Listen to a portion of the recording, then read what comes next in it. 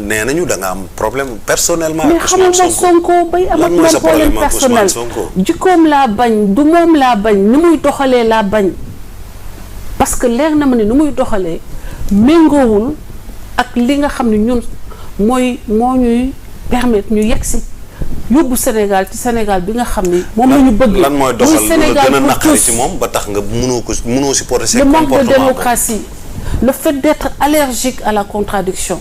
c'est-à-dire Ousmane Sonko mënul waa kër Ousmane Sonko dañu supporter ku wax ni Sonko bëtam xonk na te Sonko nit dong la day def ay erreur Sonko mënul waa kër Sonko moi je pense que moom itam li tax ba waa këram di ko défendre à tout va bëgguñu kenn critiquer ko bëgguñu kenn wax ni lii mu def ni baaxul c'est parce que Ousmane Sonko certainement est réfractaire à la critique te démocratie bii ñu am ni Ousmane Sonko lii mu wone comme action yi muy poser c'est des menaces claires à notre démocratie. lan la menacé.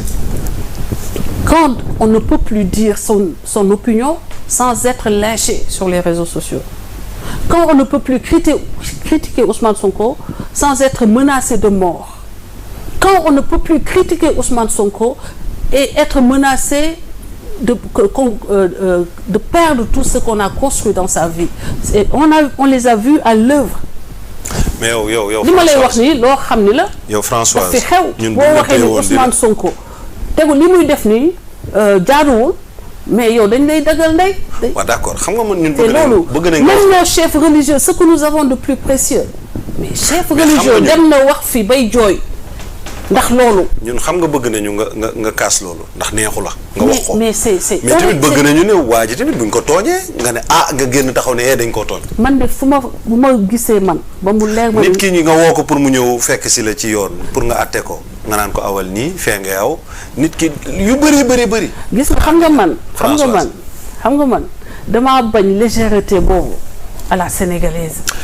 gis nga lépp loo bañ wax ko tey jii dafa war a leer fii plateau bi parce que sénégalais dañu bëgg lii quoi. ñu xam ci yow lu bëri. waaw dama bëgg ngeen xam ne. bismillah. contrairement dama gëm service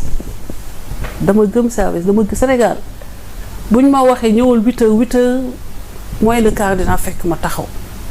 tey moom bu doon tey embouteillage la tardel rek grave. non dama Sénégal laa la wax de bu doon man maa nekk ci place Sonko ñu ne ma kay tribunal 8h. non dama lay tooñ. 8h moins le quart dina fekk ma taxaw. ayca. au garde-vous parce que Sénégal la dafa rëy mais yéen gars yi ba xanaa les gens n'appréhendent pas ce que c'est. léegi loo bëgg a wax foofu est-ce que am na. bu ñu ko waxee mais yow nee nga yow tu es républicain nee nga tu es patriote. chacun de sa acte bu ne dafa war a honorer la République. maanaam sa acte bu ne dafa war a magnifier la République mais loolu boo ko defee tu touches à l'honneur et à l'amour-propre des citoyens comme man ñi nga xam dañoo xobee ci Sénégal. le fait que ñu woo ko au lieu mu dem ba ñu ko wooyee à l'heure nekkul à l'heure benn il faisait une promenade dans Dakar. yow on te dit d'aller au palais de justice xam nga yaa ngi may dugalaat ci dossier bi te man dama ne woon tëj naa. dossier moom tey jii da nga koy ubbi rek tëj ko tey. gis nga man foofu non mais c'est que. mais tamit xam nga li nga wax nii dëgg la may ma rek ma wax la xam nga da nga poser question. waaw allez-y kon. yow ñu ne la da ngay dem palais de justice ñëpp a xam nañu ne boo jógee fi mu dëkk corniche ngay jaar direct képp ku bëgg man ba may liggéey ville ba may liggéey ministère dëkk Castor corniche lay jaar chaque matin. Chaque matin je passe par la corniche parce que c'est le plus court chemin. Sonko xam na ni foofu c'est le plus court chemin pour aller au tribunal. Et il sait que il y a des dangers liés moom à sa sécurité. lu ko xoos ñu ne réew mi la. dañu ko complot. loolu rek waroon na tax ñu encadré ko. on l'a encadré mu ne kenn du ko encadré. non mais attends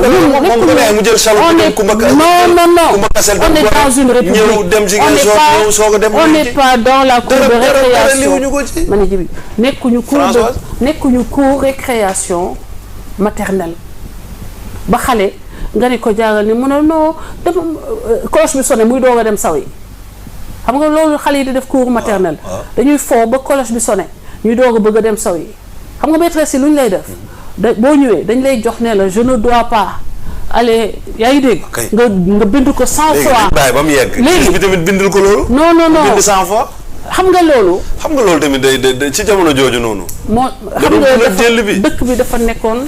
ndax fii gis nañ ko du moom dong fi def de. dëkk bi Macky Sall mii président bi bañ ko woowee gis nañu dem na ba. dafa dem Touba mais ba muy dem Touba daal est-ce que. Idrissa Seck woo nañ ko fi mu def convoi bu mag. waaw mais kenn terewu ko. keneen ak keneen pourquoi waa ji ngeen ko kan moo ko ne bul yóbbu say nit. est-ce que wax na de. mais nit ñi topp gazé ko dugal ko ci oto yóbbu ko. non yow xam nga fi mu ne nii yéen journaliste xam nga lan mooy problème non dañuy laajte rek. pour vous faites un mélange de genre. ñun mélangé wuñ dara. xam nga lu tax lan la ñuy parce que Sonko dañ ko ne demal tribunal 9h ba 10h muy def la tournée des grands ducs bëgg jaar xam nga ni xam na étu jeunes yi il les a déjà manipulés. Wow. Et c'est même pas évident ndax moom la ñu àndal xam nga c'est la jeunesse ils ont le champ chaud ils aiment bien avoir des occasions de débauche d'énergie d'émotion etc c'est des jeunes mais lan moo tax jeunes yomb manipuler lan moo tax armée bu ñuy yóbbu xale yi la ñuy yóbbu manipulation am na fi tamit. ma ne lan moo tax armée dañ cee xëy na dañoo gis je vous donne l'exemple de l'armée américaine mais ñi ngi soxla dëgg pour xeex mais dañ koy recruter ci tranche 20 ans ba 25 ans parce que moment boobu doo xalaat doo réfléchir sa deret dafa tàng yow gëf ki ngay wut action mais looloo tax ñooñu la ñu yóbbu armée ci zone yu grave yi léegi Sonko ñooñu la jël dugal seen bopp ni que yéen Sénégal balaa mu nekk liggéey Sénégal bi ngeen bëgg li ngeen bëgg ci Sénégal pour ngeen am ko il faut ngeen xeex ak ñi fi nekk maanaam la vieille garde politicienne alors que on déplore les mêmes choses que vraiment qu'il n'y ait pas le renouvellement régulier de la classe politique pour faire éclore d'autres talents pour insuffler un peu un regain d'énergie. Les indépendances yaa ko wax. non déggoo ma ne la Sonko pour l'essentiel il a copié notre discours on était là avant lui il a pris notre discours il l'a amélioré. Puisque dafa am il a amélioré xam nga lu tax mais parce que dafa jënd ay journalistes am une armée de journalistes. Il avait une armée de journalistes. Allez-y. Une armée de journalistes alors. Il a une armée de journalistes acquise à sa cause une armée boo xam ne je l'ai appelée la fabrique du mensonge et le temps m'a donné raison. Je vous ai dit que dafa am une fabrique du mensonge une armée de journalistes payés entretenu pour vendre le candidat Sonko au moins averti na nga seetloo quels sont ceux qui ont les plus li gars yi bu ñu mën nañ la ci topp de Françoise mais ma cité le Babacar Touré sama xarit la woon kewuloo ma cité la am na ku tuub fan yi ki nekk Walf kooku nekk Walf te mu tuub fan yi nee na léegi missile yi ci kaw Sonko la koy jubal pourquoi am na ku ko wax am na ku wax waxuma ne Sonko doon fay dama ne dafa am une armée de journalistes acquise à sa cause et parmi cette armée là il y a des gens qui étaient payés qui recevaient et ça. moom koy mooy fay payé. waaw waxuma ni Papa Ndiaye dañ ko doon fay. dama ne parmi eux je n'ai nommé personne. gars yi dinañ la porter plainte de. man nañ ma porter plainte ba xam fu ñuy jàppandoo. c'est vrai qu'ils ont tellement infiltré ils ont tellement infiltré l'administration qu'on se demande. Ils ont tellement infiltré l'administration. Mais ça se voit dans les différents couacs liés au procès qui concerne Ousmane Sonko. Ah oui. Le fait ñu génne woon kii wu santé bi, c'est parce qu'on a infiltré l'administration. L'administration, elle est infestée. Administration pénitentiaire bi taxaw. Déglu moo bi war a wax, elle est infestée. Oui.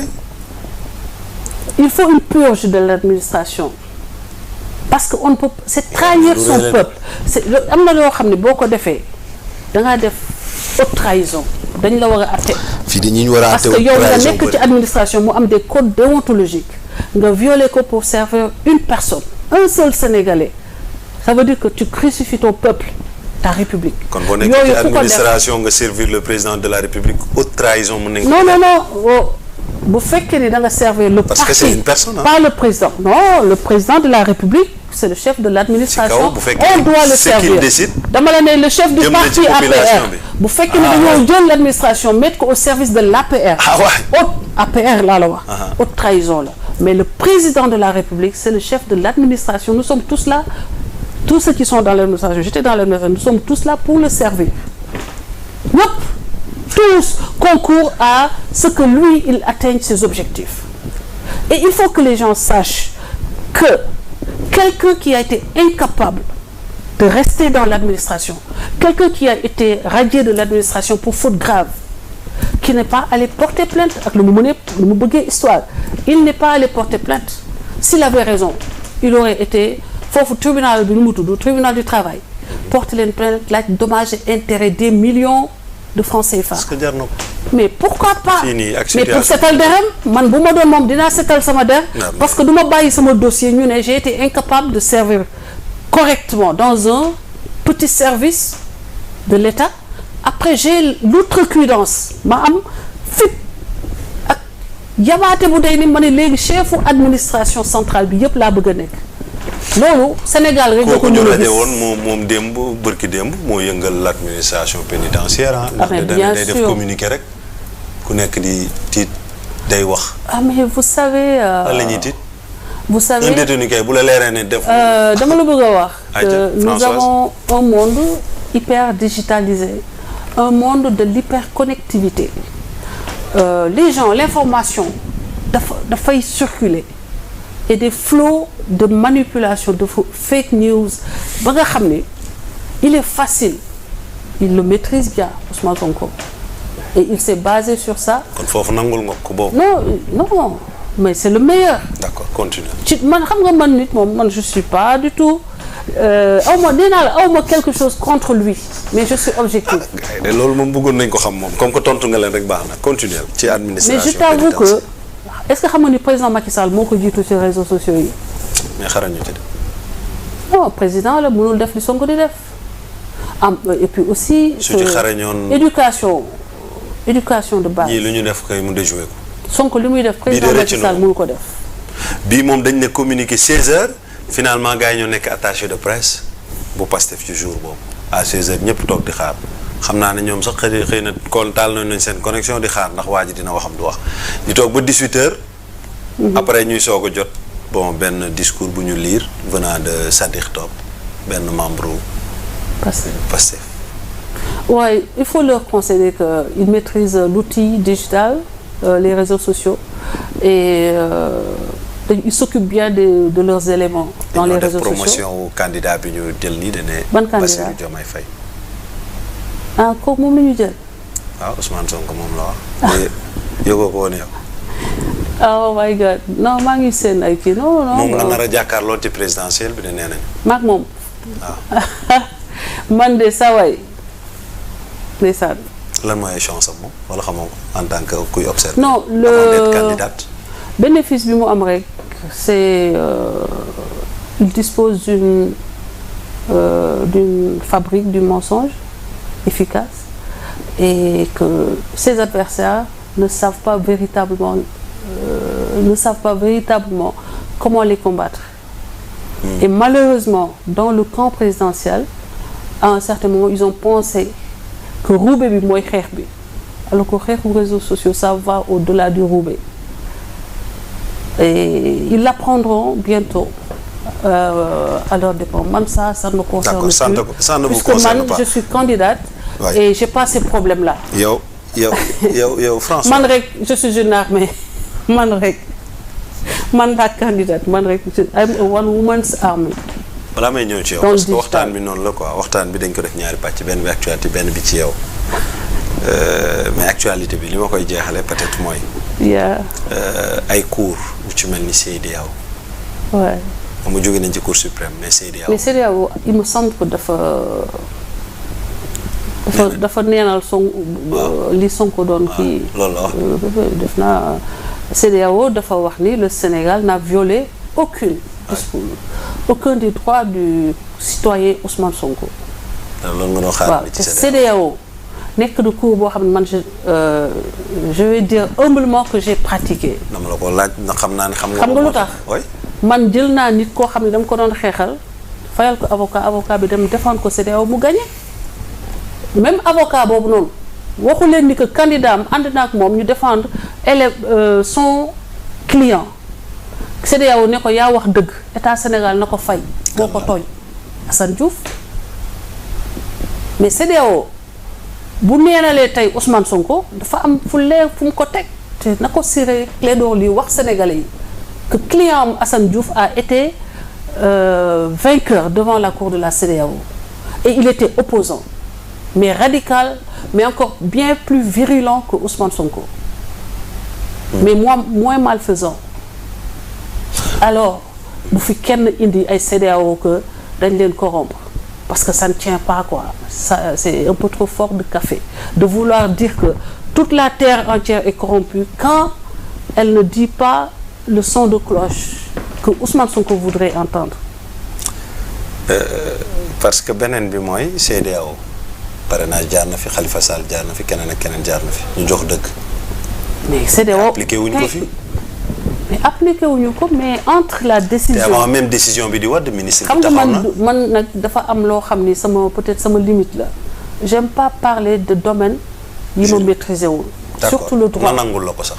xam nga mais je pense que il y a des temps il y a des démarches et loolu tax mbiru am na ñoo xam ne sax bu ñu waree porter plainte bu ñu leen tooñee dañuy préférer règlement à l'amiable parce que xam nañu les temps de la justice sont longs et peuvent être très contraignants donc c'est pas parce que wax nañ la ni yow yaa gagné que lii lañ la war a defal que automatiquement loolu day rek ça va être suivi d'effet.